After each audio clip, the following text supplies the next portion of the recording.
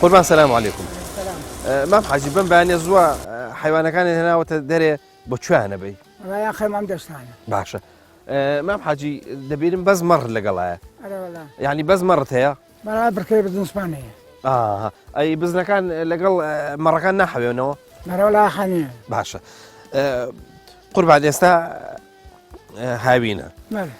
دەزانین کە ئەم پەرێزانە هۆکارێکی باشن بۆ لەوەڕانی مەڕ و ماڵاتەکەتان. بەس تۆ پێم بڵێ ئەوە ئێستا تاکەی ئەم پەرێزانە بەشەکەن. وڵای تر لاوانێت تامانێتە بکە. هەرەوەنا. ئەی دوای ئەوەی کە پەرێزەکان نامێنن ئەی حیوانەکان بۆ کوێ بن؟ وڵا هەر هەلم دەستا. هەر لەم دەشتا. ئەی جگە لە ئەم پەرێزە لەم قەرسەڵ و شتە چی ترێ ئەخوا؟ وڵا دەرعادی ترەکەن شووتێکەن و بامیەکەن تەماتە و. تۆ مەبەسم وە دوای ئەوەی کە شووتی و تەماتۆشتەکە بەرەڵاکەن ئێوەش حیوانەکانی تێەکەن. باشە.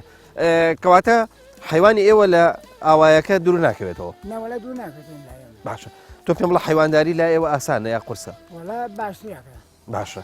ئەی ئێستا ئەم مەڕانە شیریان تایە؟ نەوەڵا ناندۆشی. ئاخرە زانم بۆی بەرخەکە بیخوا.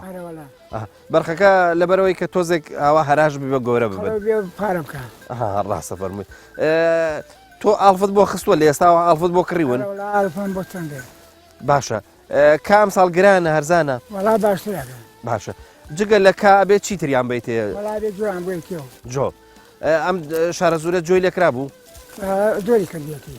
دەی باشە. کەواتە الحەمدوللا ئەم ساڵ فەرحی زۆرترە وانە؟ دەی خوای گەورە سەلامەتت کا یاخوا عەزیەتمان نای. سوپاس دەکەین. سەلامەت بێ یاخوا. دەی سەر چاوەکان سەر چاو.